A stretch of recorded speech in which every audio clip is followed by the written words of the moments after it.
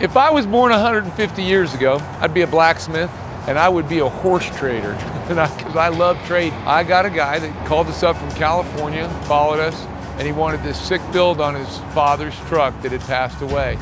We did some upgrades on it. But look what I horse traded with this guy. I'm pretty stoked. Voila! The guy's a cabinet maker, commercial cabinet maker. Couldn't have been, I needed a cabinet. Moved into this building a year ago, and all I had for a while was 2 tables here, my monster engine, and he designed this and put it in, so this worked out great. So let's get his truck unloaded and get going on this.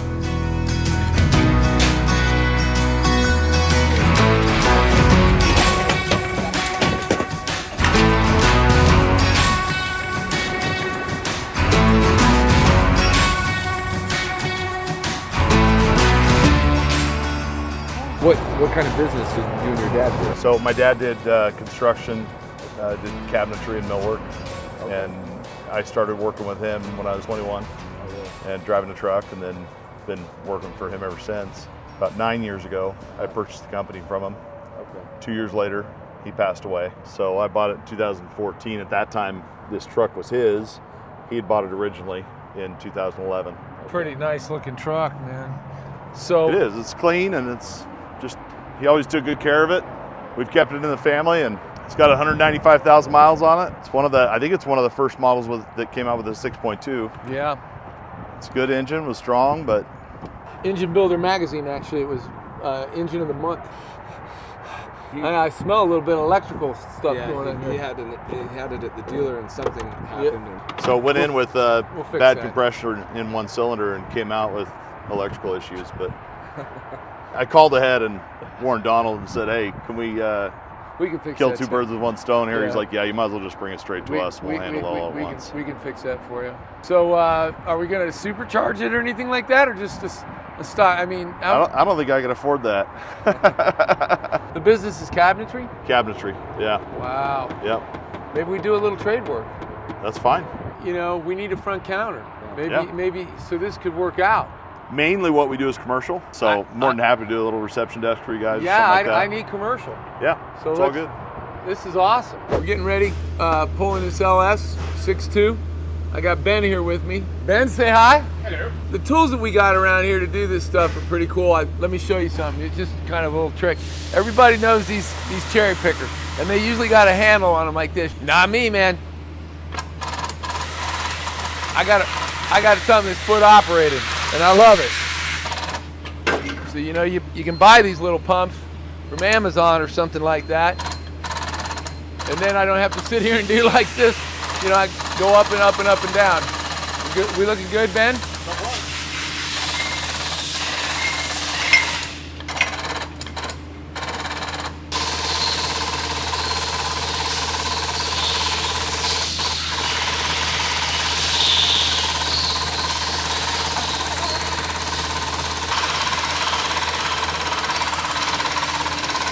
Woo, watch your toe there, big man. Okie dokie. We'll tear it down, take a look inside, see what we can find. I'm coming after you, Gordon Ramsay. I need another shtick. It's raw! Listen, we are so stinking busy today. I'm gonna do something that I do occasionally for the guys. I'm gonna go throw them some factory meals. They love these things. Let's see how long I can keep the gloves white. Caden, look, I know you're working through lunch. By the way, everybody. Alejandro, thanks for working through lunch. I'm serving you our factory meals today. Which one you want, dude? You want the pork chop, bro? Yeah. There you go. Thanks for working through lunch, man. Thanks, Alejandro! I got some garlic and herb chicken. What do you want, man? I'll take the queso. Yeah, queso? All right. All right, dude, thanks for working. Tyson! We got some shredded chicken. You want that? Yeah. Hey, you too. Donald, I brought you lunch, man. And these, man, check these out. These are so tasty, but they got caffeine in them, so they're for the morning. I'm gonna kickstart you. Boom. Yeah. Jessa, I'm gonna get you some queso, ground beef. Uh-huh. Woo! Woo! Weird. Guys are over here hiding. Here's some shredded chicken. Look at this. Yeah, dude. Thanks, buddy. Joey, I'm here to present to you lunch. Me and you've been eating factory for what? Years now. Yeah, we love it. Look, it's like building crazy wild motors, man. You want options. Factory actually has 35 different options. I wish I had that many options to build motors. From keto meals, shrimp, filet mignon. I love their blackened salmon. That's like the bomb. They never come frozen. They're fresh. Takes 2 minutes to heat them up. and the guys love them. It's so much healthier for them, and I get better work out of them. So head to factor75.com to order your meals. Use code AutoCenter50 to get 50% off your first order and 20% off your first month. 5 minutes later. Hey everybody, got a fun little project here. We're supercharging an LS, so we want to put top hat sleeves in it. I'll show you that. But before we do that, we're going to blueprint the block, which basically means we're going to take exact measurements on it, put our locators in here, in the front and rear of the mains, and now we're going to put them on our headstock and our tailstock. Okay, so what we're going to do is put our Renshaw probe in here. We're going to probe both pan rails and zero the block flat on this side, and then we'll roll it over. I've got all these motors programmed in here. Oh my goodness. I've been using this machine for a long time. But all these different engines are in here. And it's got pre-programmed little modules, control pass, tool pass in there for these motors. And I'm gonna show you that. So go to this LS. So this is 6.2 GM LS block. We're gonna pick that one. Bam. We're gonna do a pan rail probe. Now listen, let me explain something to everybody out there. Rottler, when they sell you these machines, they do not sell any of this stuff. You build this in. As an engine builder, every engine builder gets to build his own programs. Whenever you're boosting and doing crazy stuff with an LS, the first thing you got to do is fix the manufacturer defects. And here's a couple of them. I'm going to show this to you. If you'll look here, this liner is separating from the aluminum. I can catch it with my finger. And you can kind of see that where it's separating here. And then the other problem is the core shift. I want you to look here. See how thick this liner is from here to here? And then look how thin it is from here to here. Larger here, the steel liner, thinner here. So if I bore this motor out, somebody brings you a motor and the machine shop don't know what they're doing, and they say, hey, I want this motor bored out 20 over. By the time I bore that out 20 over, first off, I'm gonna be too thin here, and I'll be okay here. So that's a problem with LSs. Their liners are not the same thickness, and they separate. We're gonna install, this is called the top hat sleeve. Do you see that ridge on that sleeve right there? That's a little larger, so when I'm gonna make two cuts. I'm gonna cut this cut here to install that, and then I'll open it up a little more and put this top hat in there so that the sleeve, when the head is on it, it's bolted down tight into the block. What we've done here is we've heated this block up to 250 degrees and then frozen our top hats. We'll let that cool off. Now we're putting the torque plate on so that these sleeves do not come out of their holes. We'll let this cool down, and then we're going to put it back in the Rottler F79 and we'll deck it flat. Now we've got to bore our sleeves out about 40 thou, then we'll hone them, and then we'll deck the block.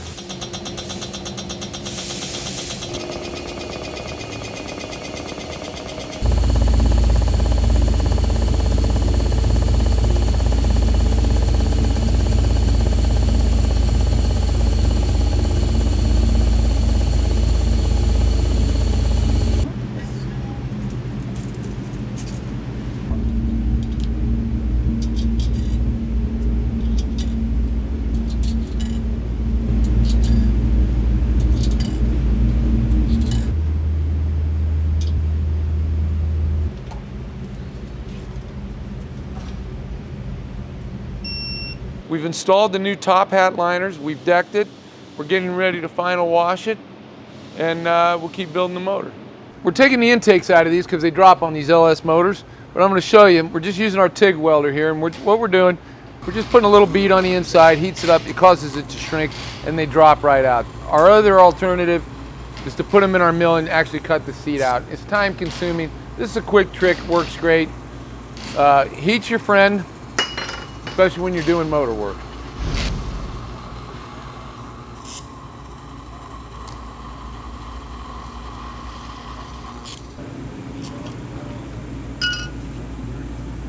Now what we're going to do is we're going to check our installed stem height on our exhaust and our intake, and I'll show you how we do that.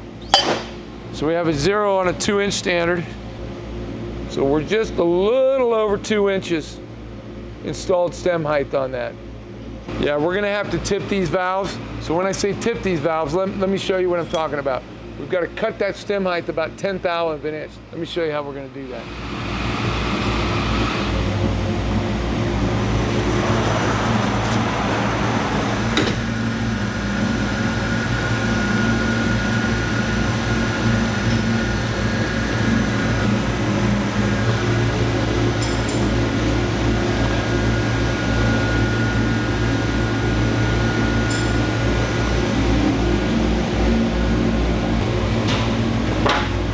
The next thing we have to do is set our spring height. We're going away from the stock conical spring to a dual spring.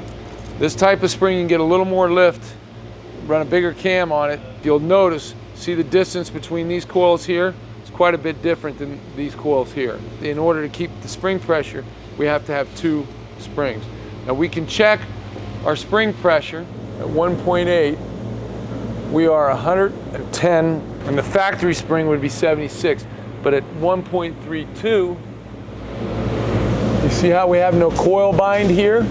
We're getting pretty dang close. Our opening pressure on that valve is almost 300 foot-pounds. That's why we're going with the roller cam. That would wipe out a flat tappet.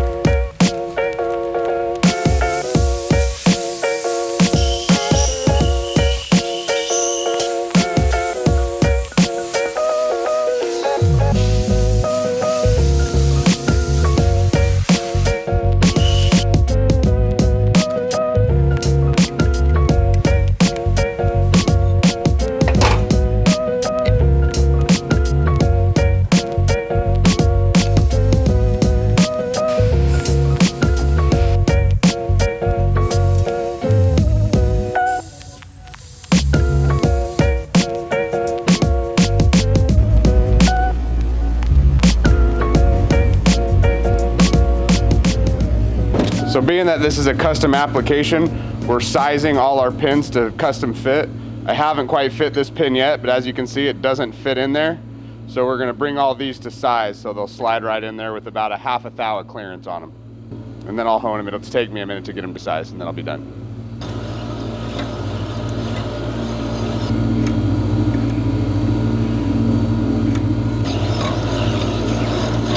So after we fit them all to size, we put about a half a thou clearance on this, which is perfect, like butter, as Dave would say.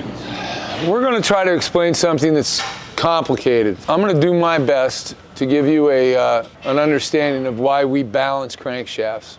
The first thing we've got is we've got connecting rods, pistons, we've got the wrist pins, we've got the ring pack here, we've even got the C-clip that goes in the piston. Now we're gonna weigh all of this. Even these, you think, that don't weigh anything. That thing weighs quite a bit when it's swinging around at 6,000, 7,000 RPM. So we wanna make sure everything that is rotating, let me show you. Right now he's measuring the large end. And the way you're getting the small end is you're just subtracting the big end from the entire rod. Then you measure the pistons. So each piston's weighed. They're actually quite a bit different on the pistons. And see, let me show you that. This is a hyper-eutectic piston, and you'd think that they'd all be weighed the same. They're not. About 2 grams different. The center of motion on each one of these rods, so this is a rod journal, this is a rod journal, this is a rod journal, this is a rod journal. That's why we have these bob weights here. So we have found that our pistons weigh different. That's what we use this for. We can grind off just a little bit of weight or something, so we take the lightest one and we match all of them to that. So these are all the different motors that we've balanced over the years. So let's say this motor spins up the way it was initially. The way this motor spins up, let's say he hits 5,000, which he will. He's not gonna hit 10,000 RPM, but at 5,000 RPM, the way this motor, the amount of weight that this is off in imbalance, we're close to 12 pounds of force at 5,000 RPM being off. But at 5,000 RPM, we've got it down to less than almost like 1.2 pounds. We're gonna have to put heavy weight in here. Now this is heavy metal, and it doesn't weigh what a piece of steel would weigh. It's called Mallory is the metal, but we have different pieces and different sizes of this. It's quite expensive actually. We have little billets of this at different sizes. And what we'll do if we need to add weight, the machine will tell us what counterweight we want to add weight to, and we can drill that out and then install that weight. Let's say my arm right now is the mains, okay? The center of that crank is the mains. And then you got the connecting rod throws out here. And on a V8, you got 4 different ones. So they're at 4 different angles. So the center of the crank is here, and you got 4 different connecting rod journals out here. And they're all doing this, okay? If you were to take initially where that crank was at, that crank was out, we're 7 pounds off on just one of those rod journals. So that's like tying a 7-pound weight and you're just like throwing it out there. Now, you're not doing it just once, but at 5,000 RPM, how many motion cycles does that have in 1 second? But it's like taking that 7-pound weight and throwing it out there probably 15 to 20 times in 1 second. And what that starts to do to that main is it starts to twist, because you got this one going this way, you got this one coming down going this way, plus the combustion process, the explosion process. And what it's doing to that crank is it's flexing it. Anybody that builds motors knows what's the clearance on our bearing clearance? 0.02 of an inch, 0.002, about the thickness of a hair. So if all of a sudden we start to flex that solid piece of metal, we're hitting the bearing surface. Biggest reason for balancing an engine is for durability. Anytime you increase the durability and longevity of a motor, I think you could say you're increasing the performance. The next day. Hey everybody, we're back on this 6.2 LS motor that we're supercharging for a customer out of California. Fun job. And we've got it in our H85 Rottler Diamond hone. And we're going to take some measurements. I'll show you that in a second. But we're going to make some passes with our hone. We'll take some measurements, see where our roughness average is, our RA, and I'll talk about that.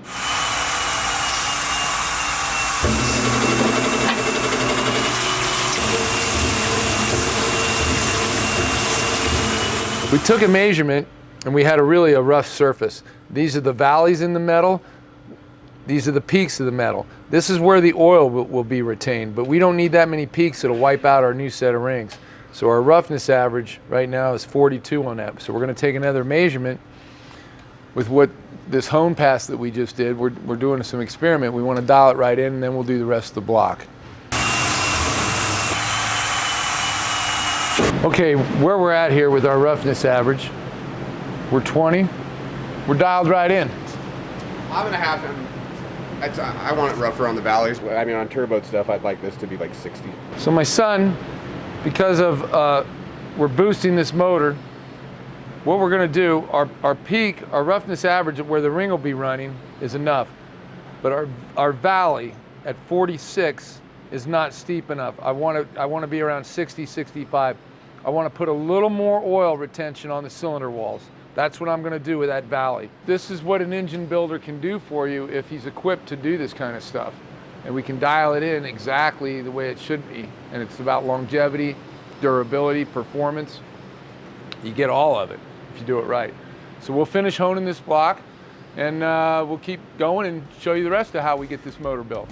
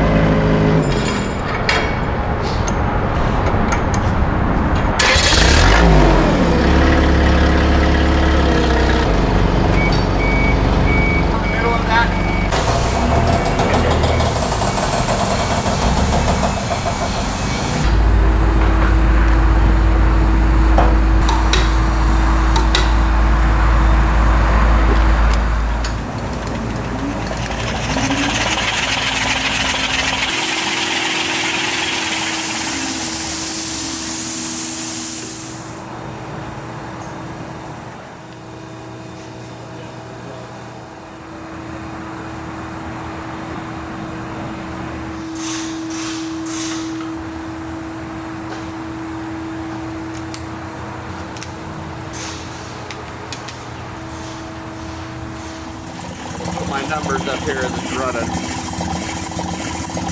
This is what it's at. Looking for good, consistent numbers. We're golden there.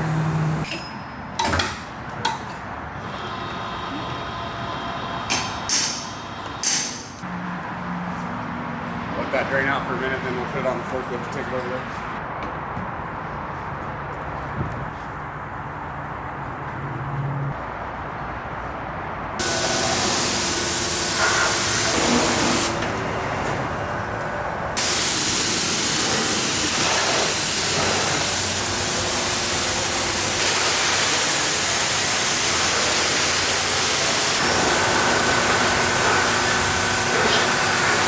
We've got this wiring harness that was all torched up on this LS that we're doing, and we're going to go ahead and replace the harness. And boy, if you have to replace a harness, this is the time to do it, man, when an engine's out of your way. You can see both of these connectors. This one here has been melted. It's also melted in here, and so we'll have to replace the harness. Oh my gosh!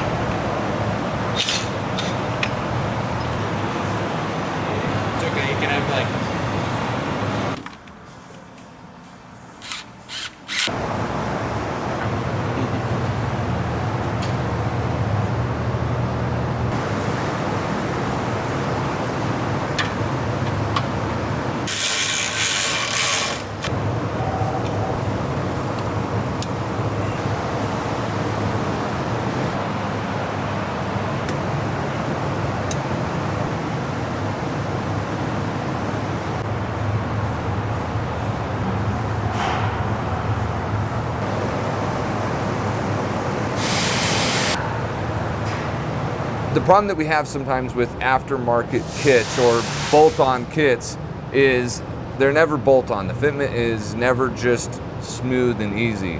This was different. I mean, you can see this bracket is not some cheap, crappy bracket that was machined from who knows where. I mean, this is a heavy-duty bracket. The ProCharger is a nice build. The piping, the hoses, everything like that on this kit was quality, which we like. It went really smooth, which is unusual in an aftermarket kit. But as far as complications can go, this had very limited. Let's go test it out.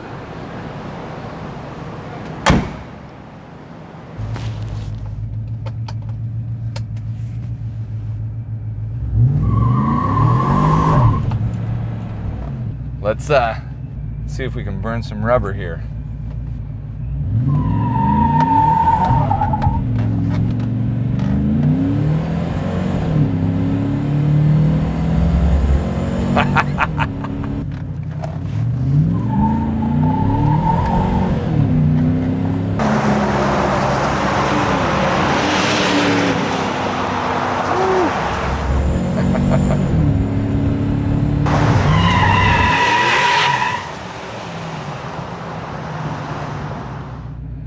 Okay, it's hard to build a cool truck like this and give it back to the customer because now you just want to drive it.